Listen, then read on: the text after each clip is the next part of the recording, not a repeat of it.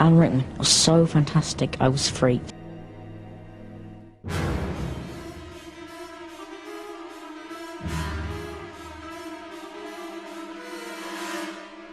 Having to remind myself that it's only a film, it's only a film, it's only a film, it's only a film, nothing's real. But it was terrifying.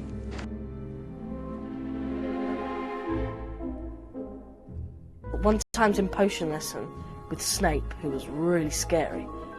Yeah. I was just doodling with my quill in the book.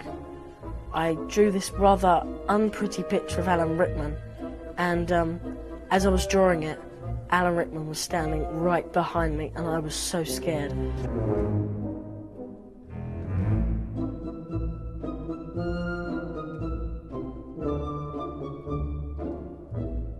The picture wasn't nice either. It was, yeah, I think I exaggerated a few of his features. I won't go into detail. But he was really cool about it. I think he even kept the pictures.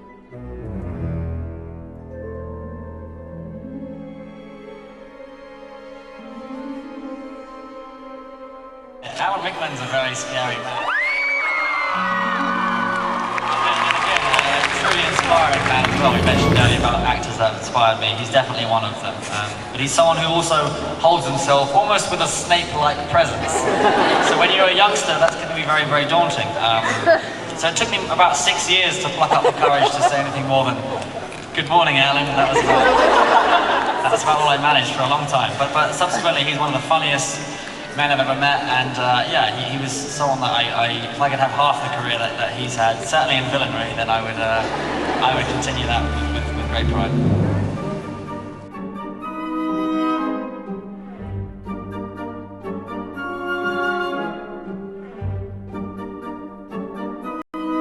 I mean, Alan Rickman was one that for me was just being such a fan of his from being young. You know, Die Hard and Robin Hood and all this kind of stuff. Working with him was spectacular. My relationship with Alan since the fifth film has changed totally. Has it? And because on the fifth film I found him very, very intimidating. He is scary. And he is a scary guy. He's just scary. Before you sort of, and then I went and did Equus, and then we went out for dinner afterwards, and suddenly I found that Alan is actually hilarious. He can be very, very funny. Really funny and self-deprecating and kind of wonderful company, and who also was so supportive of me whenever I was going on stage. At one point he cut short his holiday in I think in Canada to come back early and see the show so he could talk to me about it. I didn't know about like that. he does, Lovely. he's amazing. Like he does things like that.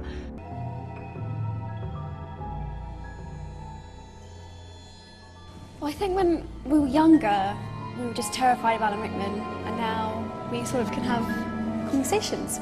He's still a bit scary though, isn't he?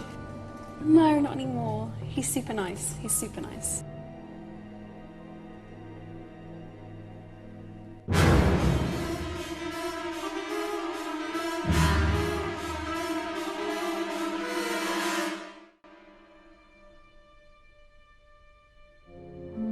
Alan Rickman is probably, next to Maggie Smith, the finest actor I've ever worked with.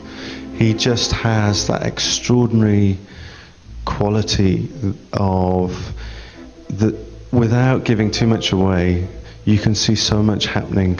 You know, it's an extraordinary ability, and you know, his technique is he needs his feet to be planted very firmly on the ground. I remember doing a scene with him once on a hillside on Half-Blood Prince, and he got very frustrated because he kind of feels the energy coming from the ground up, and his feet need to be really squarely planted on the ground. And when I put him on this slopey hill, he couldn't quite get he lost his mojo for a moment, bizarrely. I adore what he does, and we would talk often about the tragedy of Snape and the romance of that character not being able to show who he truly is. And actually, he would come to work as Snape, because he's actually a very nice man, Alan. But on set, certainly on Order of the Phoenix, I thought, God, he's really prickly. You know, he's really unpleasant. He was really unpleasant to the crew, he was unpleasant to Dan and everything. And it's only when I saw him away from work that I realised that there was a sort of method to his madness. He needed to be in that zone. while he was working, and he's actually a very generous, sweet, funny man. But not when he puts that cape on. When he puts that cape on and he comes to work, all my second assistant directors are padding around him because he can kill with a look at 60 yards, you know. I will not forget Alan Rickman's performance in this last film. It is, in my opinion, the best performance of the entire series of anyone. And he had me crying my eyes out in the cinema, which I do not admit lightly. But he was brilliant, and that whole scene when he finds Lily and James and the baby Harry, and Dumbledore's explained to him what to do and that he's going to have to kill him, etc. That whole flashback sequence is just, it's painful to watch, but it's brilliant, and I will never forget it. Well, I've always enjoyed working with Alan. He's great, and he's one of the actors that always challenged me most. They were always hard scenes, particularly when I was younger. It was quite intimidating to be in a quite combative scene with such an experienced actor. Was always quite intimidating. So I think that sort of forced me to, you know, raise my own standards. It's quite inspirational, particularly he's one of those actors which rehearsing with him is fantastic. I mean, the way he thinks about scenes, the way he breaks them down, the way he thinks about particular moments.